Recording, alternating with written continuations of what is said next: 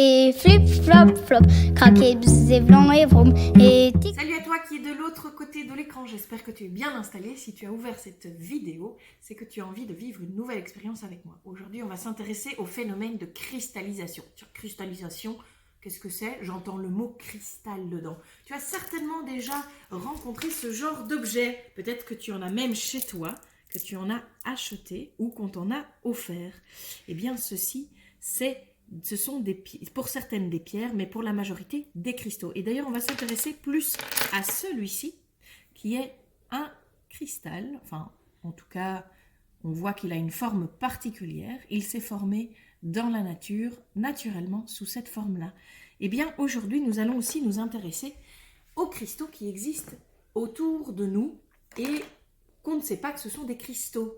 Avant de faire l'expérience, bien sûr. Alors, si je m'intéresse d'abord à quelque chose que tu aimes et qu'on utilise en pâtisserie, voici du sucre. Alors, le sucre, si on regarde de plus près, alors celui-ci est en grains, les cristaux ont été brisés, écrasés pour être réduits en grains, d'accord? Mais si on regarde à la lumière, eh bien, il brille. Voilà. Alors, si je prends une autre forme de sucre, je peux le trouver en bloc. Et alors, ici également, c'est un agglomérat des petits cristaux formés par le sucre. On peut trouver aussi le sel. Le sel, tu verras dans une autre expérience, sauf si tu l'as déjà vu, que nous allons aussi utiliser du sel pour réaliser un phénomène de cristallisation. Mais ce sont des cristaux également.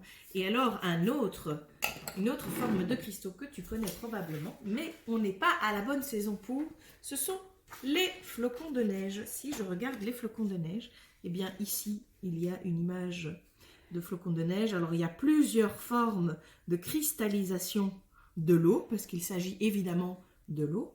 Ici, c'est sur un pare-brise, d'accord? Mais ce sont des cristaux d'eau, parce que la température les a congelés. Bien, maintenant, je vais te montrer le matériel dont tu vas avoir besoin pour réaliser ton expérience. Alors, la majorité des choses, tu les trouves chez toi. Il y a peut-être l'une ou l'autre chose que tu vas devoir aller chercher. Alors, on va avoir besoin d'un pinceau. On va avoir besoin d'un œuf, de colorants alimentaires, d'un pot que tu ne réutiliseras pas après. Il va servir uniquement à cette expérience. Donc, ne prends pas un bol de cuisine. Je pense que ta maman et ton papa ne seront pas contents. Une pointe, une aiguille, de la colle liquide. Très important, colle liquide. De l'eau. Et alors, ceux-ci, qui sont aussi déjà une forme de cristaux, c'est de la poudre d'Alain. Ça se trouve en pharmacie ou en magasin bio. Ça devient vraiment facile d'en trouver. À la pharmacie, c'est vendu dans des pots comme ceci, qui sont des pots de 100 grammes. Voilà. Il suffit de demander à la pharmacienne et elle va certainement te demander, au pharmacien ou à la pharmacienne, elle va certainement te demander pourquoi tu veux faire. Réponds-lui simplement que tu vas réaliser une expérience pour créer des cristaux. Alors, voilà, pour le matériel, je vais te laisser un peu de temps pour aller le chercher et le préparer. Tu peux faire pause à tout moment dans la vidéo, je suis sûre que ça t'aidera. Et flip, flop, flop, craquer, bzz, blanc et vroom, et tic. Alors, ce qu'on veut obtenir pour notre expérience, c'est des demi-coquilles comme ceci. Alors, je vais te montrer comment y arriver. C'est pas compliqué, mais ça demande de la patience et surtout d'être délicat. Donc, il faut une aiguille. Alors, ça-ci, c'est une aiguille à couture, une grosse aiguille à couture. Voilà. Tu peux essayer d'utiliser une petite aiguille à couture si tu veux, ou une aiguille à tricoter.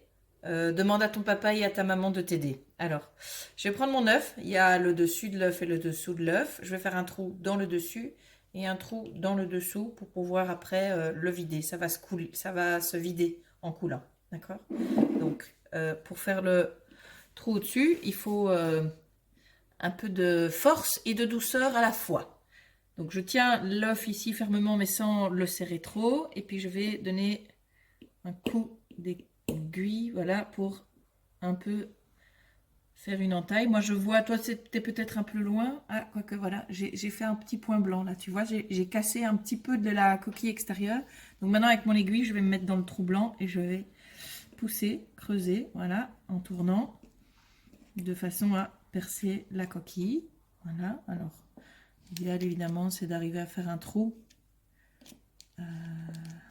de façon à ce que, tu vois, comme ceci, l'œuf va pouvoir sortir. Alors on va faire la même chose de l'autre côté. Je le mets déjà au-dessus du bol. Donc même chose.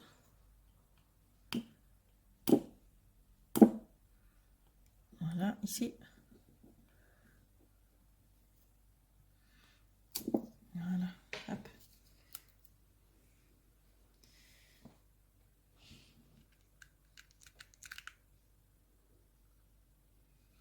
Voilà, hop. Alors pour l'aider un peu, je peux souffler dedans. Voilà, ça sort plus vite. C'est pas obligatoire. C'est assez dégoûtant de le voir sortir comme ça. Mais là, il sort pas facilement. Il reste à l'intérieur un peu. On va y arriver jusqu'au bout. Enfin voilà, comme ça tu auras vu comment vider l'œuf. Alors je vais aussi te montrer une fois qu'il est vide, si il veut bien sortir. Voilà, il y a encore un petit peu dedans. Ça arrive, c'est tout à fait normal, faut pas s'énerver. Il y a, voilà, le reste est en train de couler. Je vais avoir besoin ensuite d'une paire de ciseaux pour pouvoir couper donc mes œufs en deux parties. Je vais te montrer ça maintenant. Voilà, on va dire qu'il est vide. Donc, j'ai ma paire de ciseaux, j'ai mon œuf et je vais venir dans le trou pour simplement délicatement, et bien délicatement, il ne faut pas y aller comme un fou. Alors, les bords vont se cisailler et se casser, ça c'est pas grave. D'accord, je vais faire la même chose de l'autre côté. Ce qu'on veut, c'est deux demi-œufs, demi-coquilles. Voilà. Maintenant, je l'ouvre et j'ai bien mes deux coquilles. Alors, dans le cas où il reste un petit peu de jaune dedans, c'est pas grave, il suffira de les rincer à l'eau, tout simplement, avant de les plonger tout à l'heure dans la solution qu'on aura préparée. Voilà.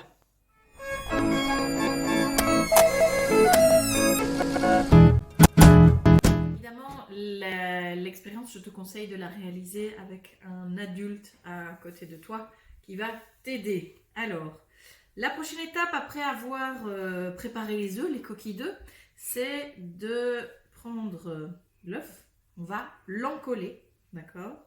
Et on va utiliser pour ça le pinceau. Donc, s'il y a des petits bouts sur le bord de ta coquille qui sont cassés et qui pendent, n'hésite pas à les enlever.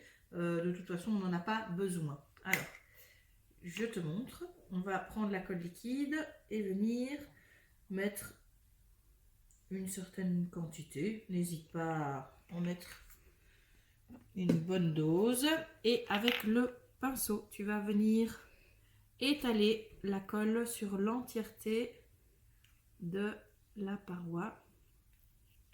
Voilà. Comme ceci. Voilà, là l'entièreté est faite. N'oublie pas de rincer ton pinceau afin de ne pas le gâcher.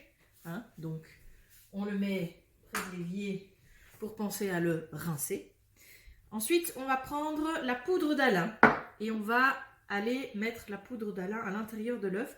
Alors tu peux y aller, il faut une bonne quantité. Ici moi j'en mets un bon paquet et puis je m'arrange pour qu'il y en ait sur tous les bords. Voilà, une bonne dose. Voilà, tu peux regarder. Voilà, je ne sais pas si tu vois bien. Je ne sais pas si la focale est correcte. Voilà, je sais que parfois j'ai quelques soucis avec la focale. Voilà, alors une fois que j'ai fait ça, je vais laisser sécher mon œuf. Il faut t'assurer que ta colle soit bien sèche avant de faire la suite de l'expérience. Alors, pour les biens de l'expérience, celle-ci, je viens de la faire, je vais la laisser sécher. Et j'avais préalablement préparé une autre coquille. Donc ici, la colle est bien sèche. Quand je touche, la poudre d'Alain ne s'en va pas. Elle est bien collée à l'intérieur de la coquille. Tout est bien sec. Donc, je vais d'abord chauffer mon eau. Pour ça, tu peux utiliser une casserole ou comme moi, une bouilloire électrique. Donc ici, moi, je vais installer ma bouilloire électrique. Hop. Je la branche.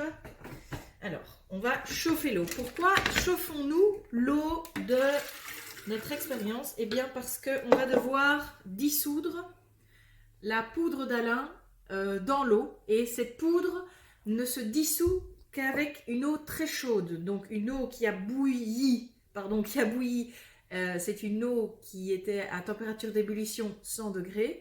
Eh bien, la poudre d'Alain aura besoin d'être juste en dessous, c'est-à-dire à 80 degrés plus ou moins. Et pour l'obtenir, il suffit simplement de faire bouillir l'eau. Et puis après, en se refroidissant assez rapidement, elle va atteindre la température convenable pour dissoudre la poudre d'Alain. Alors, grâce à la magie de la vidéo et du montage, mon eau a fini de bouillir. Donc, je vais pouvoir remplir le récipient que j'ai choisi. Alors, tu remarques que par rapport au récipient que je t'ai présenté dans le matériel, j'en ai pris un autre, un plus petit. Peu importe, j'ai juste choisi de prendre celui-ci, de le condamner, vu qu'on ne pourra pas le récupérer après. Alors, je verse mon eau bouillante. Fais attention à ne pas te brûler. Je remplis bien mon pot, voilà. Ensuite, je vais mettre ma poudre d'Alain. Alors attention, on veut une solution saturée. La solution, ça va être le résultat du mélange des deux.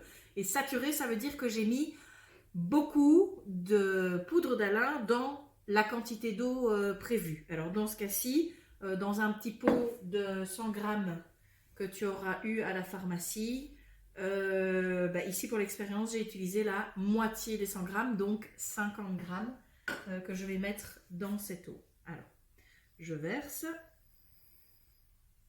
Voilà. Et avec une cuillère propre, je vais venir mélanger de façon à ce qu'on ne distingue plus les grains de la poudre d'Alain dans l'eau. Ainsi, ce sera bien mélangé. Voilà, donc si tu approches et que tu regardes au-dessus, par au-dessus, on voit que ma solution commence à être bien claire. Voilà, donc là, l'Alain est dissous dans l'eau. Alors, je sens encore quelques petits grains dans le fond. Voilà, normalement maintenant, c'est bon. Voilà, alors, j'ai fini avec ceci. Alors, c'est le moment où je vais mettre les colorants. Pourquoi? Parce que les cristaux qu'on veut à la fin, on les veut colorés, pas juste transparents, parce que c'est plus rigolo. Alors, je peux utiliser du bleu, du rouge ou du jaune en colorant alimentaire. Je peux mélanger aussi. Si je mélange ici le bleu et le rouge, je vais obtenir du violet. Voilà, très bien. Ici, pour l'expérience, je vais utiliser uniquement du bleu. Alors, dans une quantité comme celle-là, hop, je vais essayer de ne pas en mettre partout. Voilà. Une dizaine de gouttes suffisent vu que le récipient est petit. 1, 2, 3, 4, 5, 6, 7, 8, 9 et 10. Voilà. Largement suffisant. Je mélange pour que l'entièreté du liquide soit bleu. Voilà. Ensuite, je vais prendre ma coquille d'œuf dans laquelle il y a la poudre d'Alain collée et séchée. Elle est sèche. Je vais la poser sur le dessus de l'eau sans toucher avec mes doigts le liquide. Et avec la cuillère, je vais l'enfoncer. Voilà. Si tu veux te rapprocher pour regarder au-dessus. Voilà, normalement, on voit l'œuf dans le fond. On voit même qu'il y a des petites bulles qui se forment à la surface. C'est une réaction en fait de la coquille d'œuf plongée dans ce mélange qui dégage un peu de gaz. Donc c'est tout à fait normal si ta préparation fait cela. Voilà, maintenant il ne reste plus qu'à mettre cette préparation de côté si possible sur un appui de fenêtre près d'une source de lumière et de chaleur et d'attendre au minimum 12 heures. Ça peut aller jusqu'à 48 heures. 48 heures, ça constitue 2 jours. Normalement, déjà après 12 heures, on a déjà un beau résultat. Avant de déplacer ton récipient, fais attention parce que là, l'eau est très chaude. Je te conseille d'abord d'attendre que le liquide refroidisse et ensuite, tu pourras le porter et le mettre de côté au repos pendant plusieurs heures. On se retrouve d'ici quelques minutes. Pour moi, ce sera dans quelques heures, évidemment, pour te montrer le résultat de notre expérience, voir si effectivement les cristaux se sont formés. Je te le dis tout de suite, pour moi, c'est la première fois que je fais cette expérience.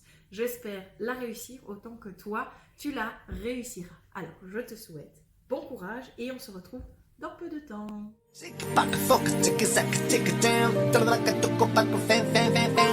De retour après 21 heures d'attente. Alors, je te rassure, j'ai dormi entre ces deux moments.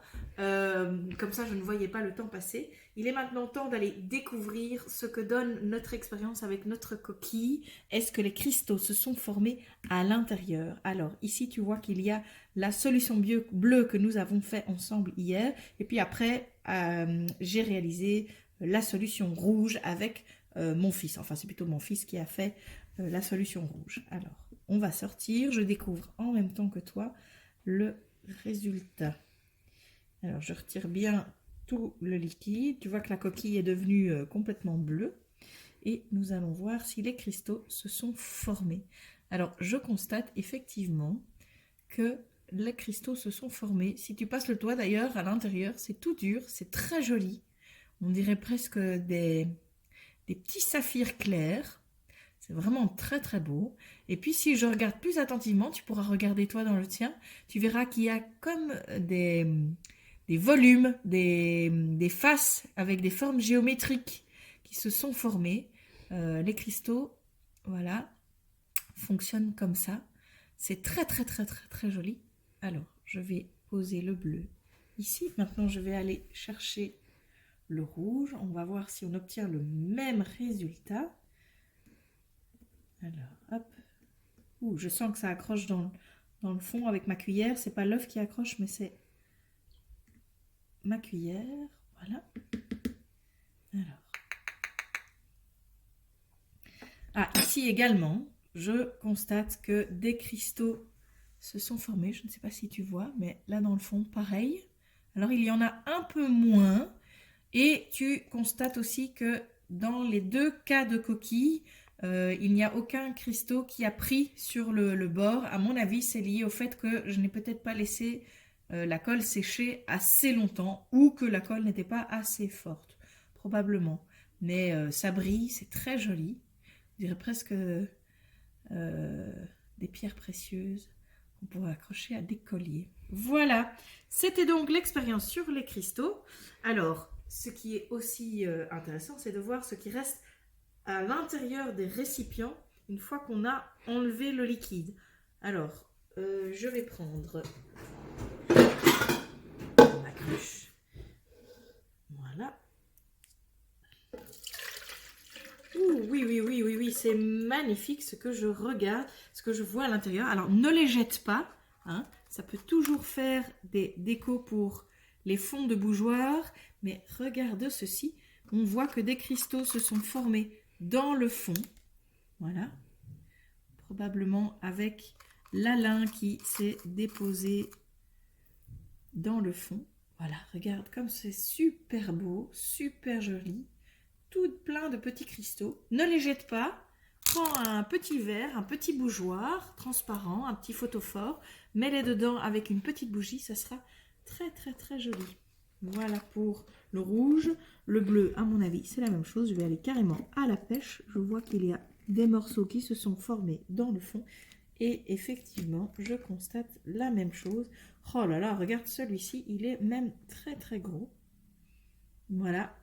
Donc, j'ai fabriqué des petites pierres maison. Voilà. Notre expérience se termine là. J'espère que ça t'a plu. J'espère que chez toi aussi, ça a fonctionné. Probablement qu'on se retrouve une prochaine fois avec une autre expérience d'un autre type. D'ici là, prends soin de toi, prends soin de ceux que tu aimes. Je t'embrasse et je pense à toi. Salut, salut!